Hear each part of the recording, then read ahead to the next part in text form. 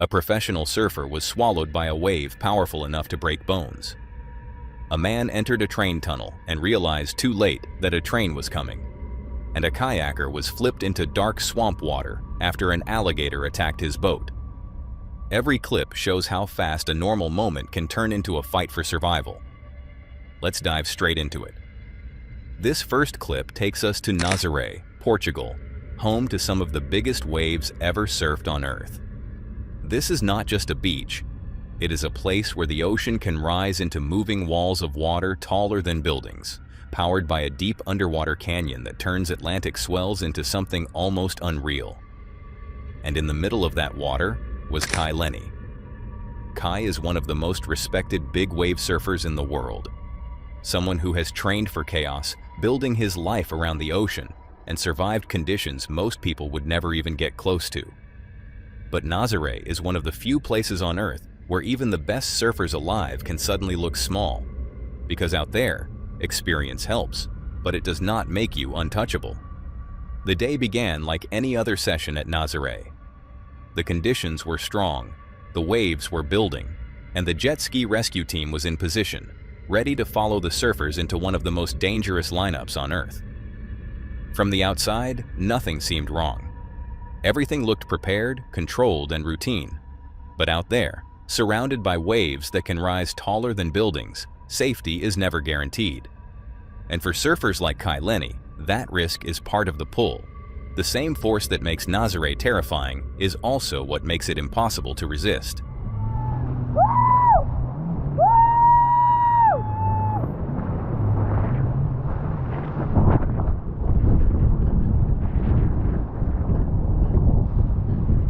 Kai moved into position as a seemingly perfect wave began to rise behind him.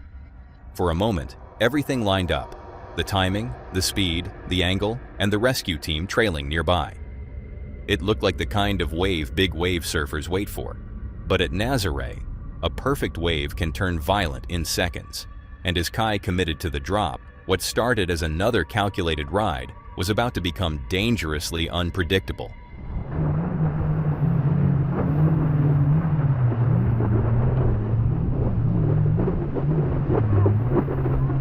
Which way? Left? Yeah.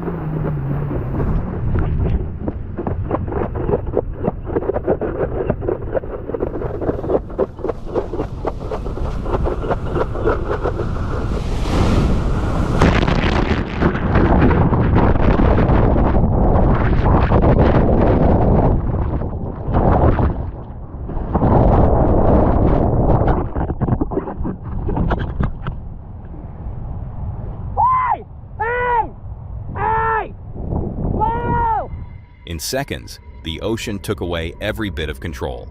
He was swallowed, driven under, and thrown around by a force no person can fight. And when he finally came back up, he was anything but safe.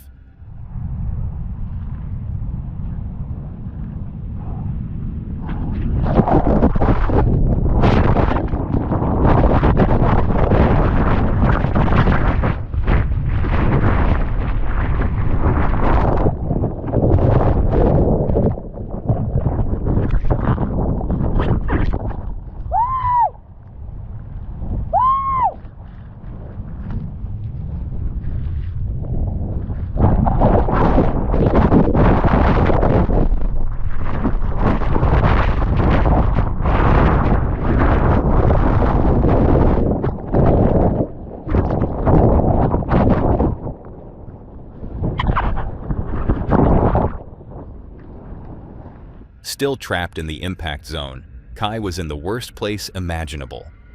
The rescue team could not just rush in and grab him. They had to find the perfect opening between waves, while also trying to spot him in the middle of white water, spray, and chaos. And even for someone as experienced as Kai, this is one of the most dangerous moments a surfer can face. Out there, control is almost an illusion.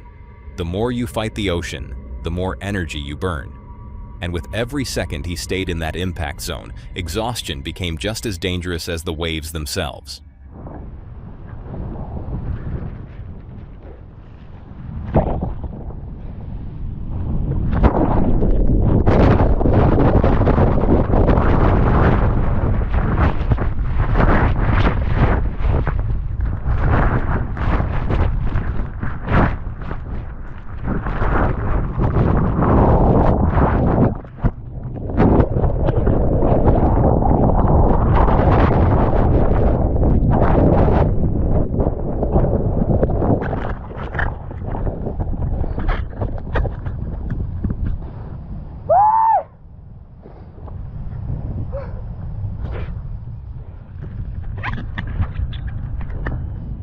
Fuck!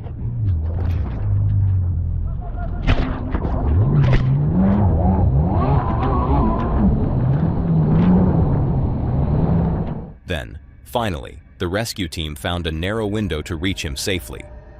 But at Nazare, even the rescue is a race against the next wave.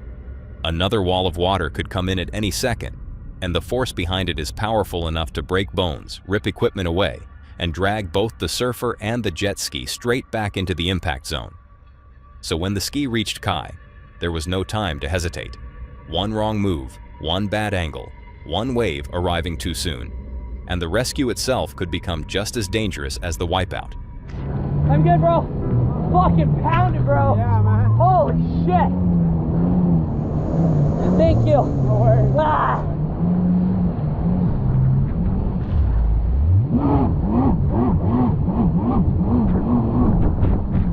Oh. What happened? You been right? Nice. Kai was lucky. Not because he was inexperienced, not because he made it look easy, but because everything that needed to go right eventually did. His vest brought him back up. He stayed calm long enough to keep fighting. The rescue team found the opening they needed before the next wave could bury him again. And somehow, after taking that kind of impact, he made it out without broken ribs, broken bones, or injuries that could have ended the session in a much worse way. But Nazare has not given everyone that same chance. Surfers have been seriously injured here, and some have never made it back. That is why this footage is so powerful. It does not show a beginner underestimating the ocean. It shows one of the best in the world being reminded that at Nazare, experience can help you survive, but it can never guarantee your safety. And this time, Kai Lenny made it out, shaken, exhausted, and incredibly lucky, but only by seconds. But the next clip shows a completely different kind of danger. In this video, the man behind the YouTube channel Wish Avenger had put his own life at risk by walking straight into an active train tunnel near Odell Lake in Oregon. And honestly, from the moment he stepped inside, it was almost impossible to understand why anyone would take that chance. Death trap. You got that flashlight with you? No. Jaden has it. A train tunnel is not a shortcut. It is not an abandoned passage. It is not a place to explore just because it looks empty. It is a confined space built for one purpose only: trains. And once you are inside, you have almost no control over what happens next. At first, everything may seem quiet. No train in sight, no immediate warning. Just the tracks, the darkness, and the sound of his footsteps echoing deeper into the tunnel. But that is exactly what made this so dangerous. A train does not need to be visible to be close. And inside a tunnel, sound can bounce, distort, and make it harder to know where the danger is coming from. Look how far. Yeah, we've been walking quite a ways, and that's I didn't even look like it changed that much. No. We should like run. Yeah. Yeah, but I don't want someone to get hurt and you have to drag them out. Okay, we'll just slowly jog on these things.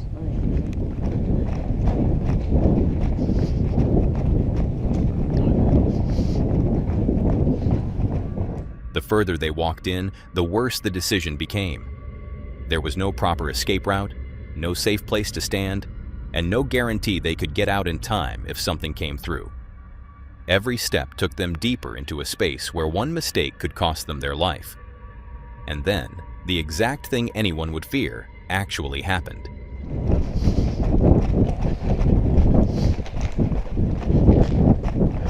You guys see any doors? Hold on. Hold on. Hold on, hold on. I thought I heard something. Where's the door? Where's the door? We're probably barely halfway.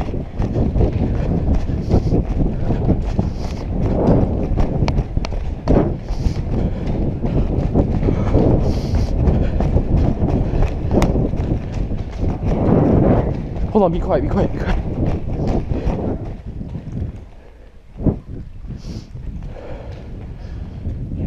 feel like we're never getting closer. Last thing I want to see is a train come behind me. Yeah. I know. Alright, let's go. I don't want to get killed. A train was coming. At that moment, the tunnel was no longer just dark or unsettling. It became a trap. The sound grew louder with every second, and the risk they had taken suddenly became very real. There was no time left for curiosity, no time to worry about the footage, and no second chance if they misjudged the speed or distance of the train. They started running, desperately hoping to find an emergency exit, a side door, or any opening that could get them out of the narrow tunnel before the train reached them. But there was nothing. No escape route, no safe place to step aside. Just the tracks, the tunnel, and the sound of the train getting closer. At that point, the only thing they could do was run and hope for a miracle.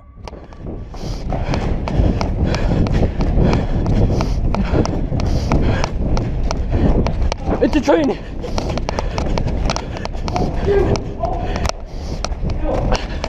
I'm gonna get on the side!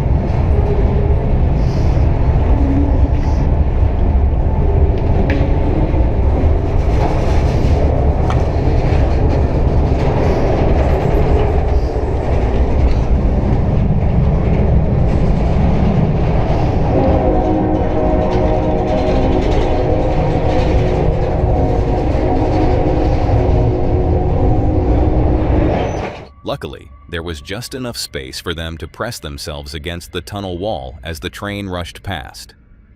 But that small gap was the only reason they survived. If the train had been even slightly wider, if they had chosen the wrong side, or if they had reached that spot just a few seconds later, this footage may have ended very differently. And that is what makes the clip so terrifying. They did not survive because the tunnel was safe. They survived because, at the very last moment, it gave them barely enough room to exist beside something that could have killed them instantly. They made it out. They were able to walk away, tell the story, and show the footage. But the lesson is painfully clear. Some places are not dangerous because something goes wrong. They are dangerous because they are working exactly as intended. A train tunnel is built for trains, not shortcuts, not exploring, not second chances. And inside a place like that, being wrong by even a few seconds can be the difference between walking out alive and never making it out at all.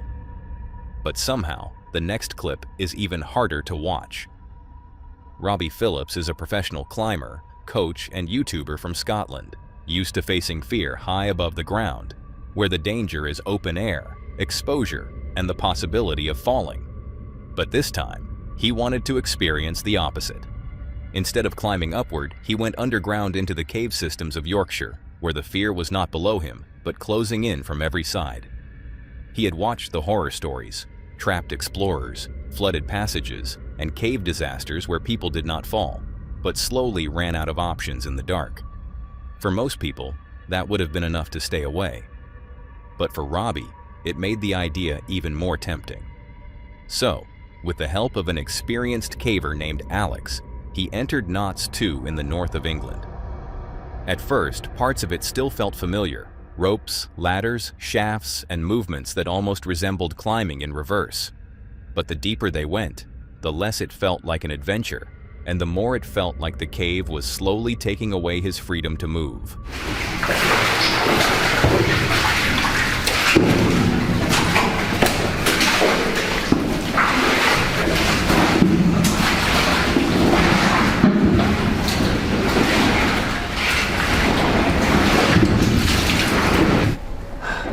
Okay, things are definitely getting a little bit more crawly now. Like, I've got my knees in water, my head's hitting off the roof. It's definitely not a squeeze, but for sure, things are getting more cramped. Later on, there's definitely a bit where we pretty much have to immerse most of our body in it. Okay, cool. I'm looking forward to that. And yeah, I guess it's just gonna get even squeezier than this. Yeah. Cool. Right. Let's keep going. The first warning sign was the space. It was not just uncomfortable, it was exhausting in a way that built slowly. His shoulders started to burn, his hips tightened, his neck hurt from constantly ducking, and even the simple act of moving forward became full-body effort. And then came the part they had been looking for, the connection crawl toward Lost John's. This was where the cave stopped feeling like a route and started feeling like a trap. The passage narrowed, the water got deeper, and the mud pulled at him with every movement. There was no standing up, no turning around easily, no quick escape if panic started to rise. He had to crawl forward through tight, wet rock, dragging his body through a space that looked barely big enough to allow him through. That is where the claustrophobia really began to show. This is quite disgusting, isn't it? Proper filth. Groveling.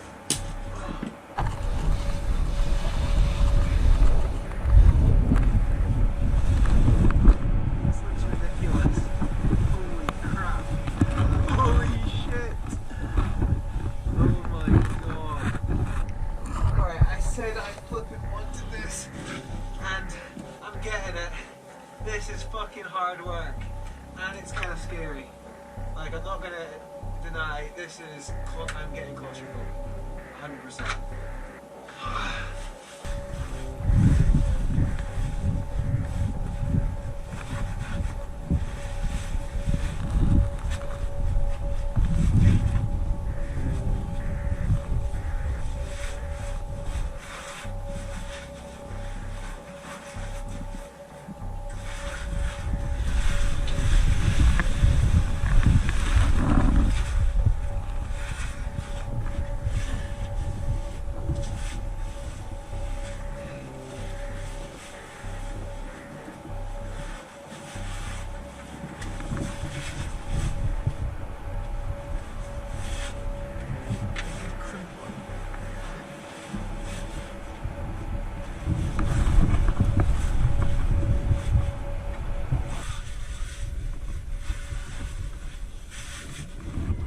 Robbie was still trying to stay calm, but the fear was starting to creep in.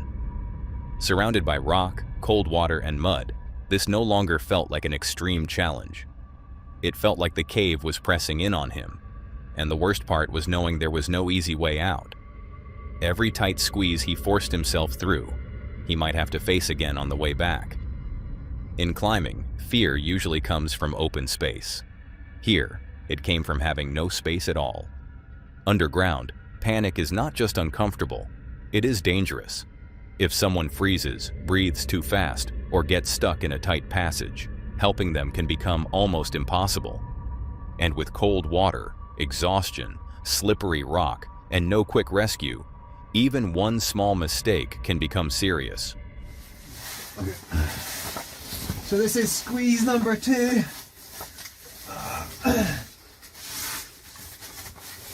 It's like, oh my god, this is just like in Yosemite. Oh, when I did Astro, man. Flipping hell. Oh. Except I reckon this is actually easier. Just a lot muddier. Oh.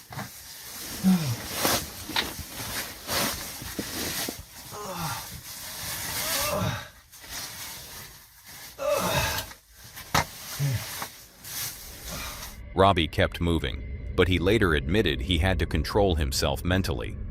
He could feel the walls closing in, and the deeper they went, the more trapped the cave began to feel.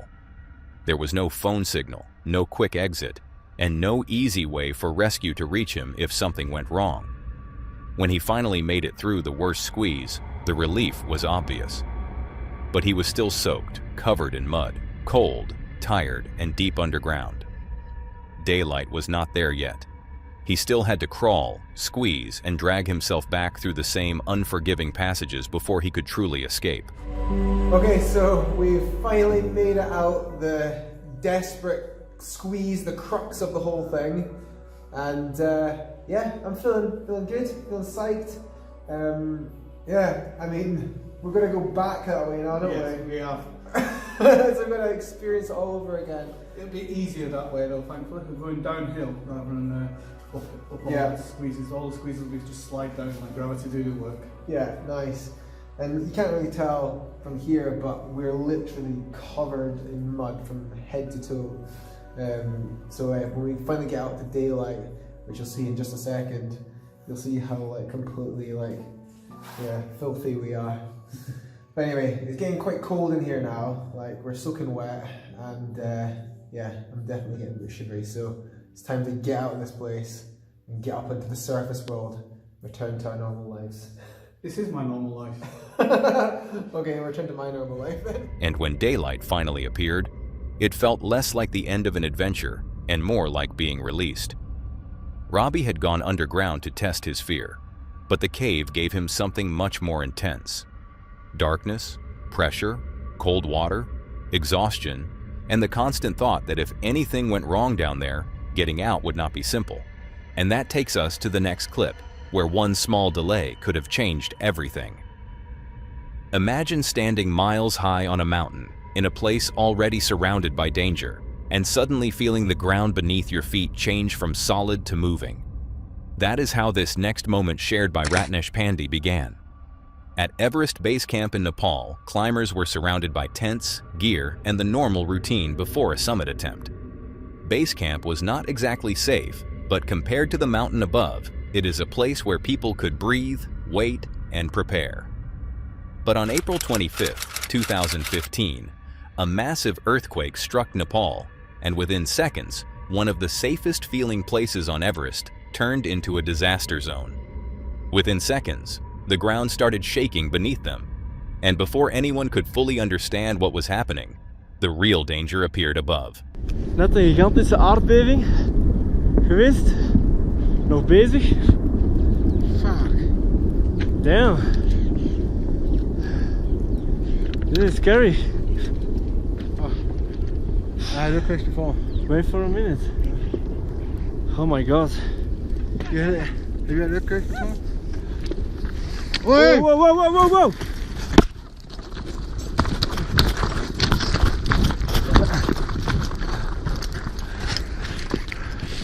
Fuck!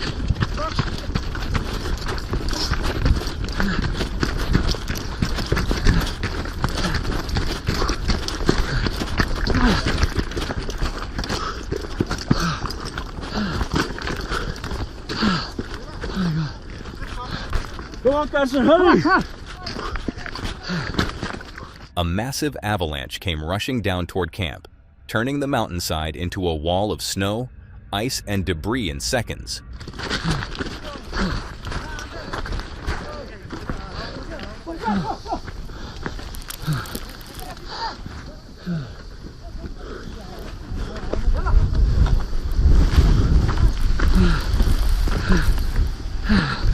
Ah, fuck.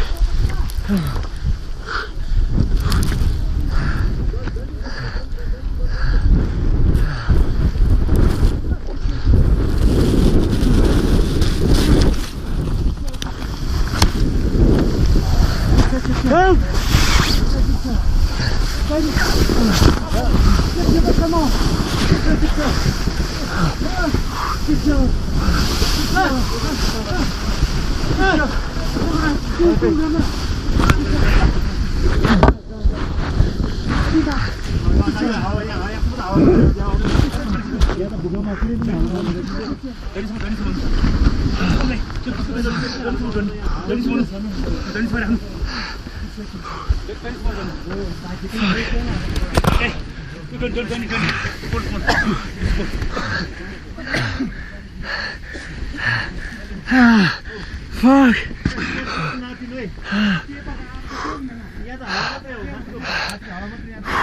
The environment changed faster than anyone could process.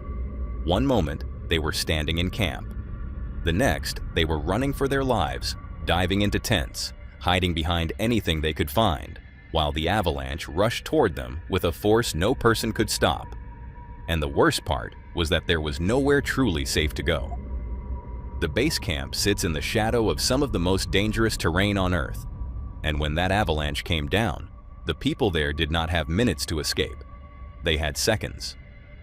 The blast tore through camp, flattening tents, throwing snow and debris through the air, and leaving survivors buried, injured, and completely disoriented.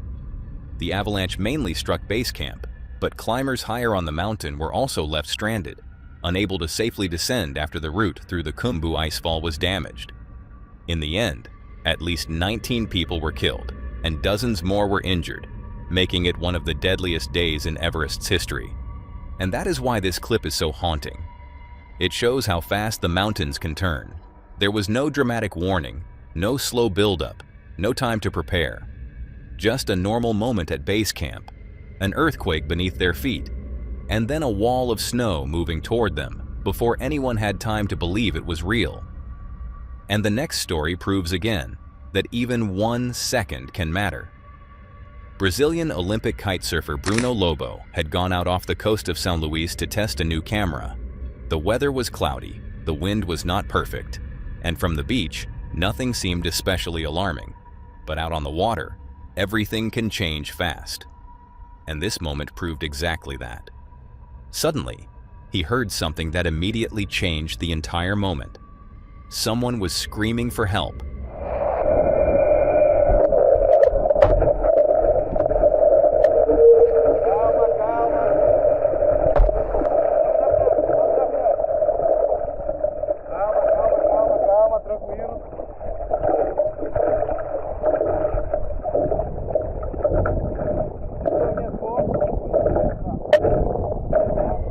A young woman was struggling to stay above the surface. She was already exhausted, losing strength, and in that kind of situation, every second matters. Drowning does not always look dramatic from far away. Sometimes it is just a person fighting quietly against the current, too tired to keep their head up, and too far from shore to make it back alone. Bruno immediately turned toward her, but even for an Olympic athlete, helping her was not simple. The water was moving, the wind was shifting, and a panicked swimmer can pull a rescuer under without meaning to. He had to calm her down and keep control before both of them ended up in danger.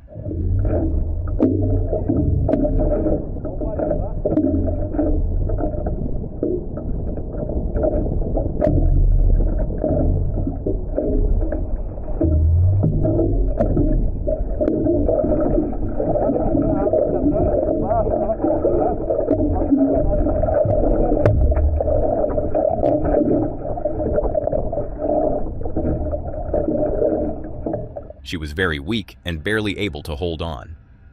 Had Bruno found her only moments later, it may already have been too late. She was exhausted, struggling to stay above the surface, and in open water, strength can disappear frighteningly fast. One more wave, one more failed breath, one more second without help, and this rescue could have ended very differently.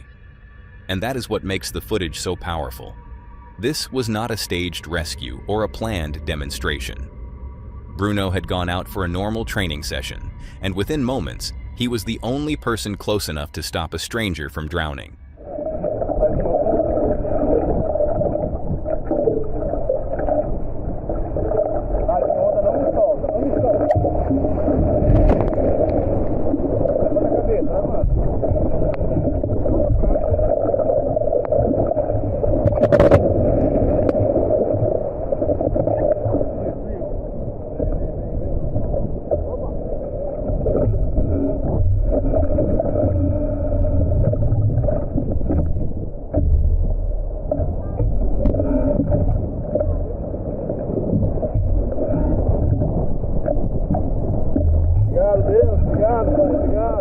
As they finally reached the shore, lifeguards gave her first aid.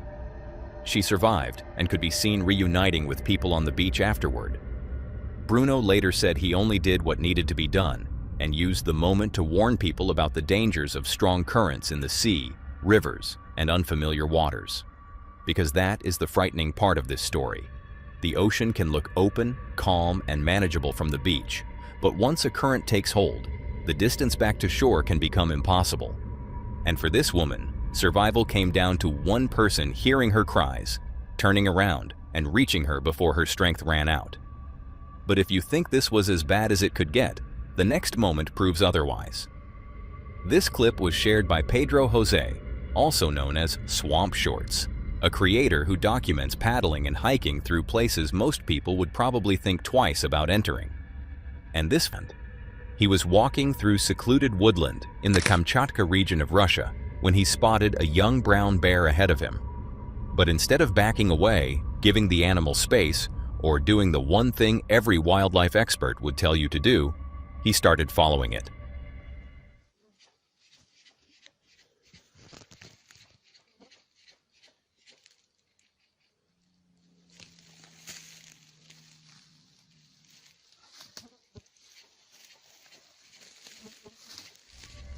At first, the bear did not seem aggressive. It was moving through the forest, seemingly unaware that the man was creeping up behind it. But that is what makes the footage so disturbing. This was not an animal charging at someone out of nowhere. This was a wild predator being approached on purpose.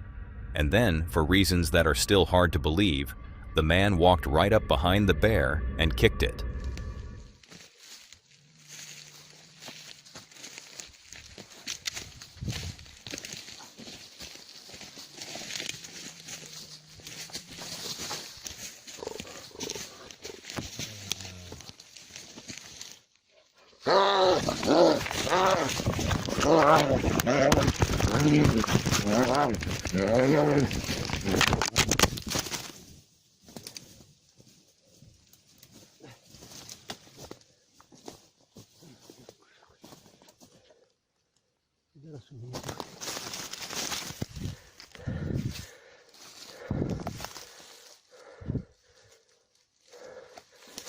Мне руку прокусил. Кинулся. Of course, the bear reacted instantly. One moment, it was moving away through the trees, just doing its thing. The next, it spun around, roared, and charged straight at him. And suddenly, the man who had treated the situation like a joke was face to face with an animal powerful enough to kill him in seconds. In the footage, the man could be heard reacting in disbelief, saying that the bear had bitten through his hand, as if he somehow had not expected a wild animal to defend itself after being kicked.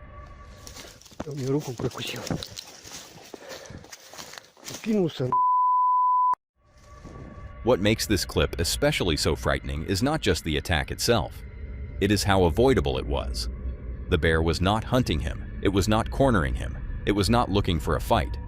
But when someone walks up behind a wild animal and provokes it, the situation can turn deadly before there is any time to undo the mistake. And honestly, he was incredibly lucky. A bite through the hand was serious, but it could have been much worse. If the bear had stayed on him for even a few more seconds, if it had gone for his face, neck, or body, or if it had been a larger adult bear, this footage might not have ended with him walking away. This clip is a brutal reminder that wild animals do not exist for reactions, dares, or footage. They are not props, they are not harmless because they look calm. And sometimes, the most dangerous moment in the forest is not when an animal attacks, it is when a person forgets what they are standing next to. That's all for today, folks. If you like to see more of this creepy content, click on the video on screen.